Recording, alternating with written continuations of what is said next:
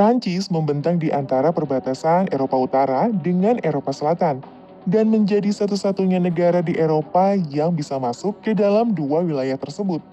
Wilayahnya memiliki beberapa aliran sungai besar dan mudah dilalui seperti Sungai Rhine, Marne, Seine, Loire, Rhône, dan Garonne, yang membuat Prancis memiliki keleluasaan untuk melakukan perdagangan ke seluruh wilayah Eropa Barat.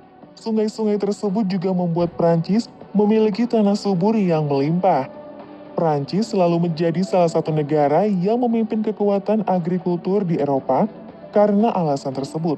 Dan kehidupan modern semakin membuat tanah mereka menjadi semakin subur dibandingkan negara-negara lainnya di Eropa, kecuali Ukraina dan Rusia. Prancis juga selalu lebih unggul dalam menghasilkan lebih banyak makanan dibandingkan negara-negara saingannya seperti Inggris dan Jerman. Paris adalah ibu kota negara yang menjadi pusat administrasi untuk alasan yang sangat strategis. Paris terletak di antara pertemuan Sungai Seine dan Marne yang membuat kota ini bisa melakukan kontrol penuh terhadap seluruh perdagangan yang masuk dan keluar dari wilayah tersebut, menuju seluruh wilayah Prancis dan Eropa. Daratan Prancis sebagian besarnya adalah lahan pertanian yang produktif, tanah-tanah datar, serta perbukitan yang rendah di bagian utara dan barat, lalu sedikit lebih menggunung di bagian selatannya. Karena banyaknya sungai yang bisa dilalui dan mudah diseberangi, negara ini mudah dijelajahi dan karena itulah seluruh wilayahnya dengan mudah saling terhubung dan diatur oleh pemerintah pusat di Paris. Keuntungan tersebut membuat seluruh wilayah Prancis mendapat identitas yang sama yang membuat Prancis menjadi salah satu negara kesatuan pertama di dunia. Tapi, perbatasan luar Prancis sepertinya yang menjadikan negara ini semakin kuat. Perbatasan Prancis ibaratnya adalah baju zirah yang melindungi ancaman dari luar. Bagian utaranya adalah Selat Inggris, sementara bagian baratnya adalah Samudra Atlantik. Lalu bagian selatannya adalah pegunungan Pirenea dan Laut Mediterania. Sedangkan di bagian tenggaranya ada pegunungan Alpen, lalu di bagian timur ada Sungai Rhine, tapi bagian timur laut mungkin menjadi satu-satunya kekurangan pertahanan Prancis dilihat dari letak geografisnya.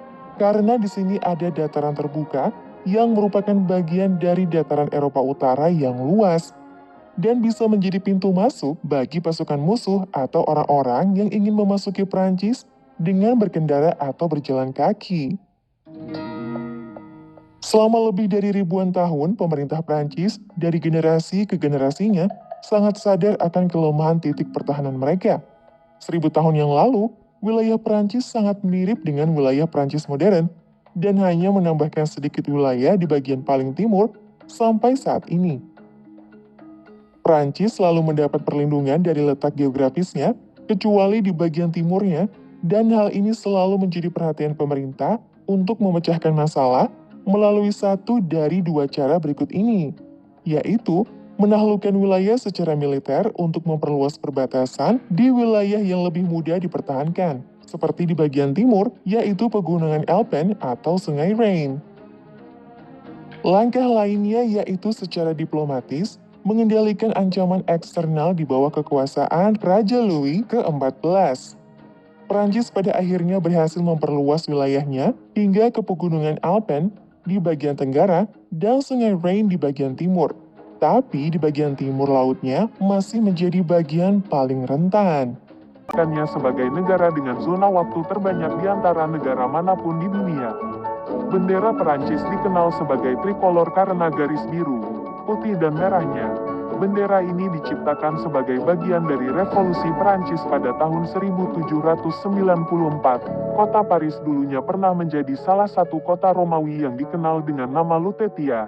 Selain menjadi bahasa yang paling banyak dipelajari di dunia setelah bahasa Inggris, bahasa Perancis dianggap sebagai salah satu bahasa romansa bersama dengan bahasa Italia dan Spanyol.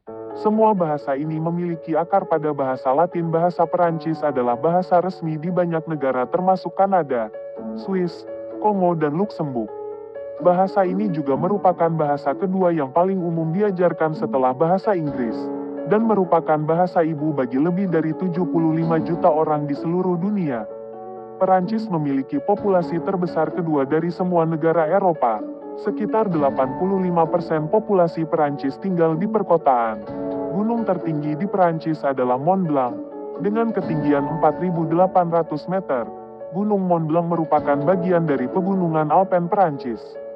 Lagu kebangsaan Perancis, La Marseillaise, ditulis pada tahun 1792 dan diakui sebagai lagu kebangsaan resmi pada tahun 1795.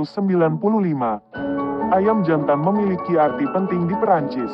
Ayam Gallik telah menjadi simbol negara sejak zaman Revolusi Perancis dan terlihat di perangko, koin, dan bahkan segel resmi Republik Perancis. Sebelum euro diperkenalkan, franc adalah mata uang resmi Perancis yang diperkenalkan oleh Raja John II pada tahun 1360.